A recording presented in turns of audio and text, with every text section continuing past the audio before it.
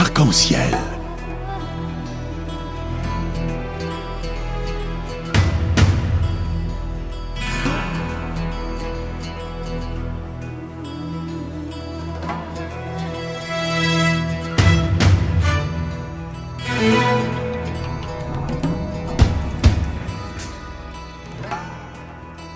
Arc-en-ciel, votre émission marocaine, chaque dimanche pour tout savoir sur le Maroc.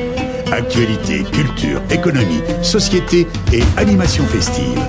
Avec Abdelatif, Arc-en-ciel au cœur du Maroc.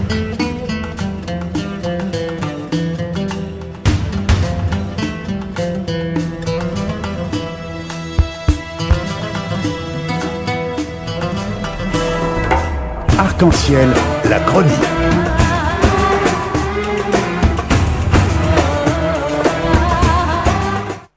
Bonjour à toutes et bonjour à tous et bienvenue dans l'émission Arc-en-ciel sur Radio Pluriel. Arc-en-ciel, animation festive.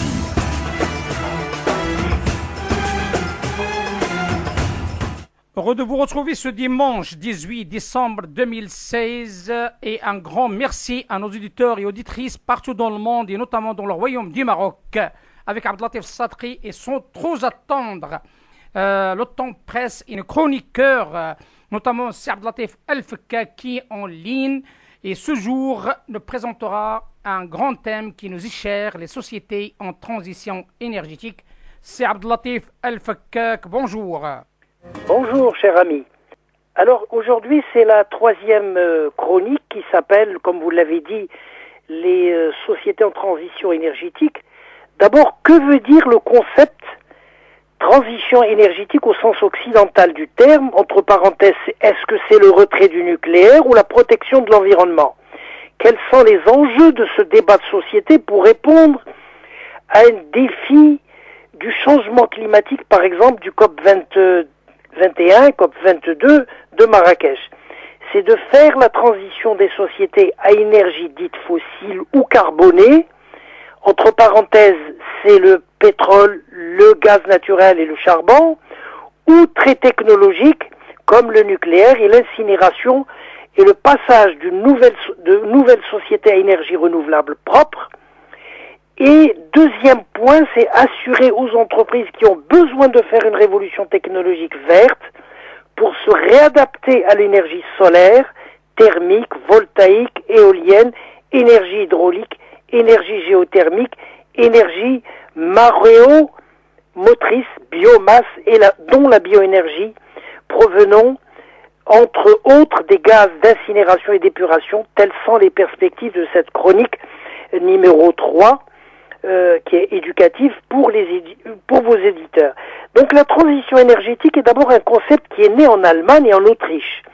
C'était le titre qui était donné pour un ensemble de gestion de type prévisionnel et de propositions scientifiques élaborées par une ONG allemande, think tank, OCO Institut en 1980, et qui a publié un livre blanc à Berlin dont l'optique était l'abandon total de la dépendance du pétrole et de l'atome pour les années 2025.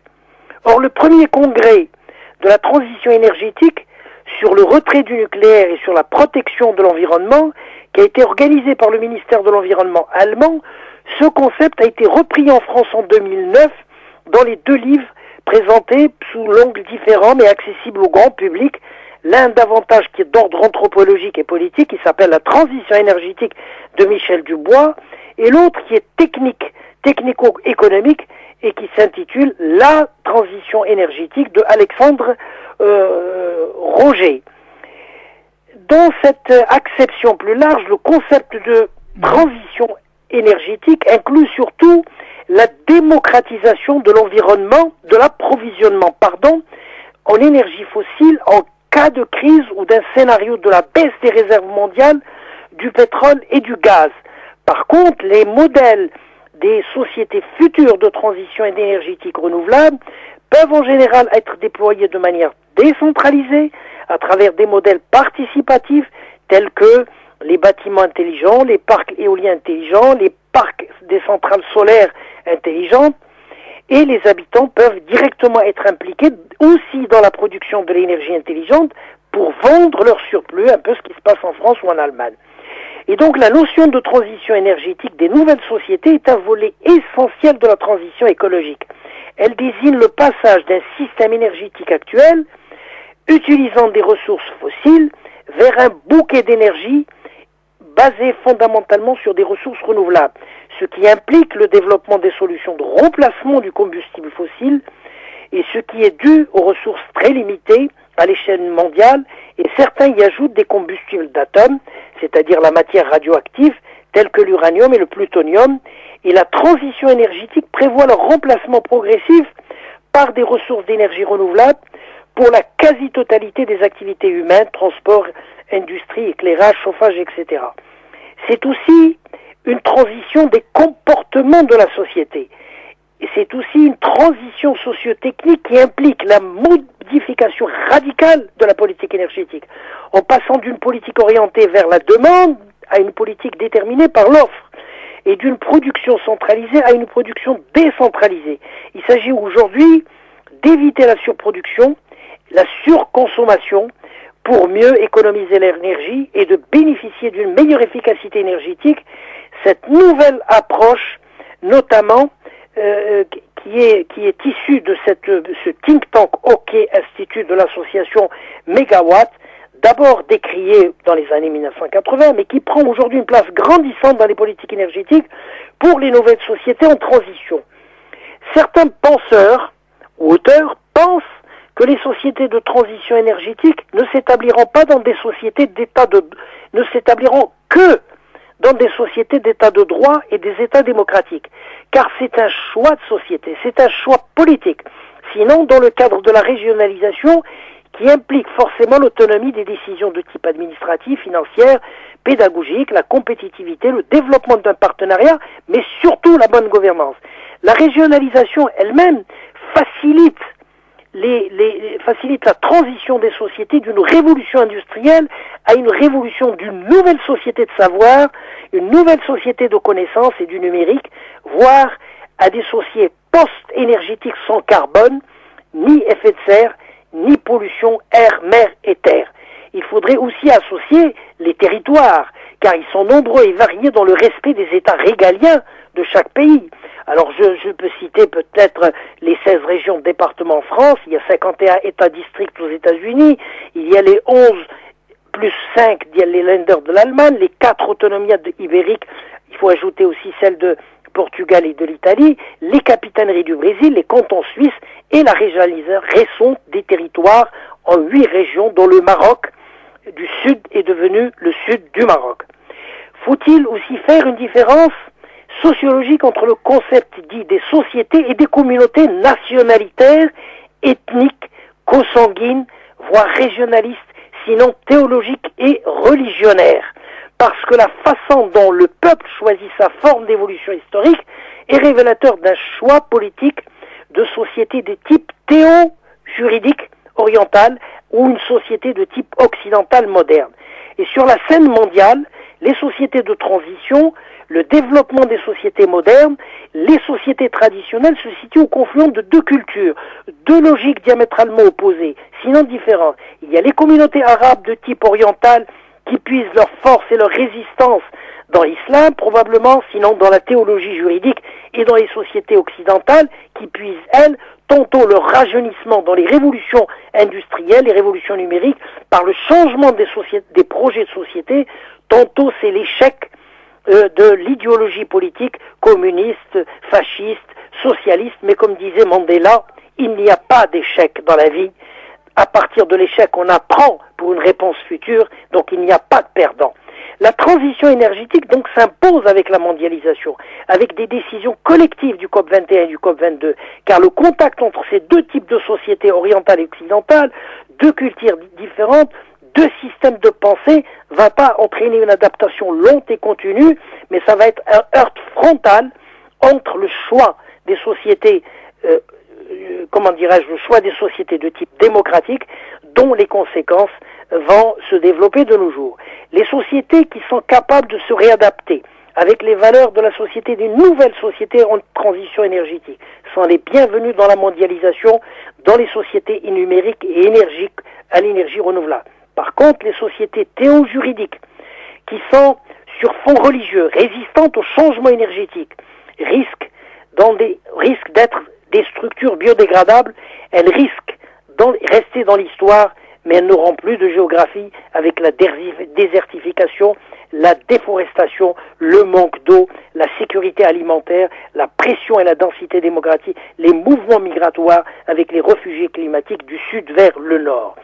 Cette lutte entre ces deux systèmes de valeurs face à la transition énergétique des nouvelles sociétés futures va se traduire d'abord par des modes de gestion de l'énergie renouvelable, des modes d'organisation des États et des sociétés nouvelles en transition, qui vont conditionner sans doute étroitement et indéléblement l'évolution d'une nouvelle culture démocratique, d'un comportement original des sociétés, pas de gaspillage, mais surtout la rationalisation des énergies qui va manquer dans la société, et particulièrement pour les deux sociétés qui sont en transition. Aujourd'hui, la transition énergétique est au centre de la plupart des débats nationaux et internationaux, et particulièrement dans le monde arabe ou les pays africains, dont le Maroc donne l'exemple avec la mise en place d'une centrale solaire de Nord 1, Nord 2, Nord 3, Ouarzazate.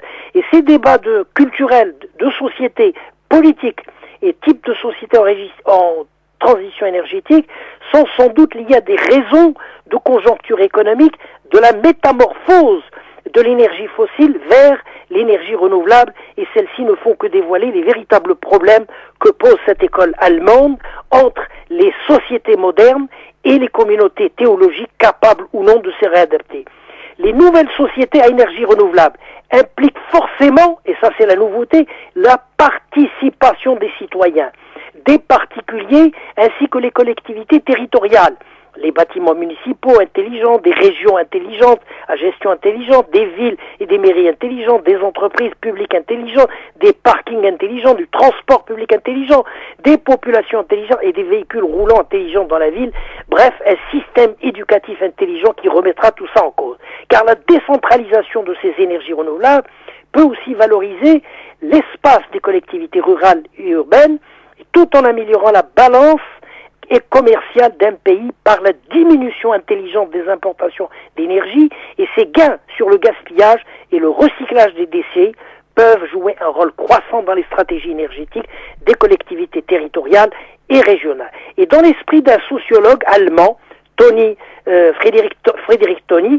Ferdinand Toni, qui distingue deux types une communauté traditionnelle qu'il appelle Gemeenschaft, c'est l'équivalent de l'Umma en arabe, qui affirme qu'il ne s'agit plus d'un concept normatif sur la base des religions monothéistes de type idéal, avec une portée de jugement de valeurs religieuses d'ordre manichéiste. Le manichéisme, ça veut dire la distinction chez les Grecs, le bien et le mal. Mais par contre, c'est que le concept des sociétés modernes, c'est Gesellschaft, c'est-à-dire le mujtama en arabe, sont d'ordre de la culture démocratique sur fond d'un commerce des idéologies humaines avec porteurs par les projets politiques élitaires ou populaires. Car les structures sociétales traditionnelles de type communautaire perçoivent dans le concept de la communauté d'ordre religieux ou d'ordre des marabouts sectaires, parfois identifiables à un Bund en allemand de transition énergétique, c'est-à-dire une espèce de notion de mobilisation de la population et de la participation par un parti politique de masse. Le Bund en allemand veut dire effervescence de la société qui est en crise de croissance ou de changement. Et par contre, ce qui est important, c'est que le concept opératoire de projet de société dans les sociétés modernes, porté par des partis politiques dans le cadre des structures démocratiques, sont le produit historique de la démocratie pluraliste pour tous, la méritocratie pour chacun des leaders. Or, le concept communautaire participe, lui, au caractère conceptuel de l'ordre religieux, du nationalisme ou du nationalitaire, du communautaire, ou ce que les Allemands appellent Bundetaire de transition. Car on ne crée pas une communauté, on la découvre à la naissance avec des valeurs théologiques et des croyances religieuses mystico-naturelles avec les superstitions. Mais on adhère par contre à des valeurs de la communauté théo-juridique de l'État proprement parlé. Mais on appartient culturellement d'emblée, automatiquement, dans sa propre famille. Il n'y a donc pas de choix délibéré, il n'y a pas d'adhésion volontaire, car le choix politique ne relève pas de la communauté, car l'appartenance est involontaire dans la communauté. Il n'y a pas de militants pour une cause, pour le choix d'une société de transition pour l'énergie douce ou renouvelable. Par contre, les sociétés, elles, sont pas innées dans la nature, comme disait Socrate. C'est de la culture. Les sociétés, on les crée par le génie des cultures, on les crée par la démocratie pluraliste et des dons de l'histoire, on les crée par le génie politique des projets des militants, on le crée par le génie des idéologies et on les crée par le génie des organisations des partis politiques.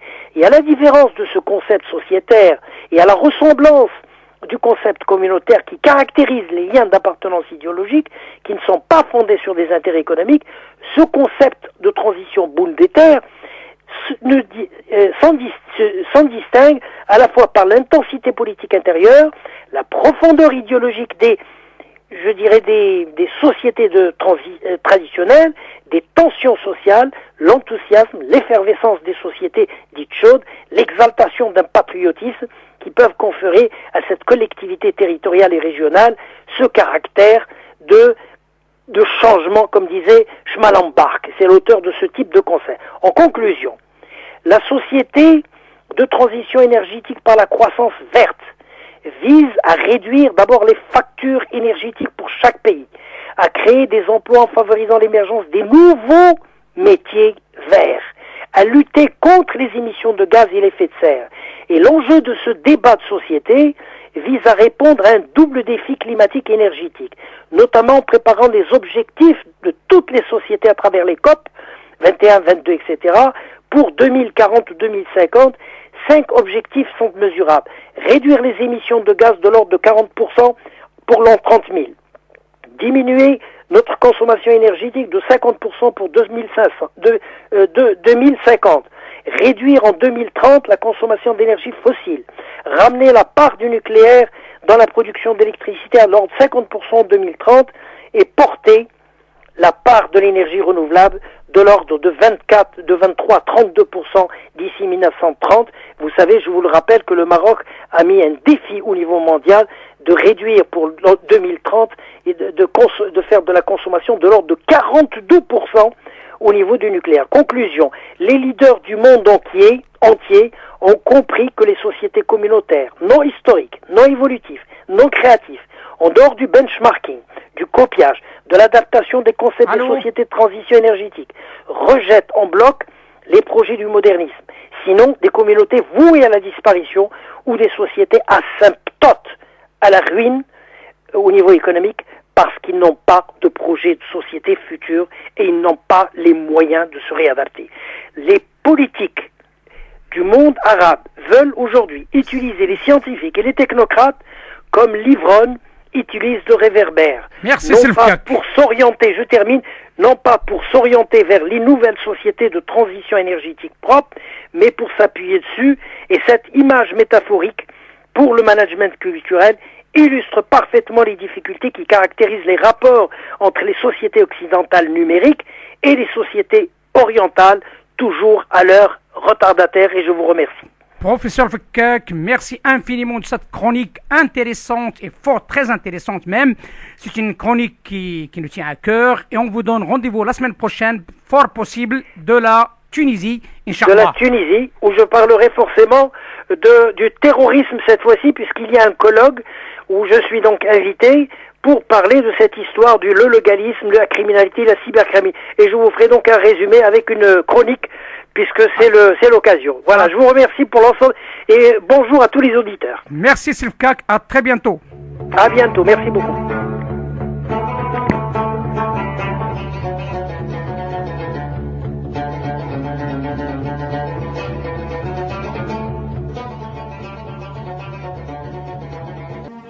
إذا أردت أن تهدم حضارة في 3 وسائل: هدم الأسرة، هدم التعليم، إسقاط القدوة. كي تهدم أسرة عليك بتغييب دور الأم، اجعلها تخجل بوصفها ربة منزل. وكي تهدم التعليم عليك بالمعلم، لا تجعل له أهمية في المجتمع، قلل من مكانته حتى يحتقر طلابه. وكي تسقط القدوات عليك بالعلماء والمفكرين. اطعن فيهم، قلل من شأنهم، شكك فيهم حتى لا يسمع ولا يقتدي بهم أحد. Arc-en-ciel, la chronique.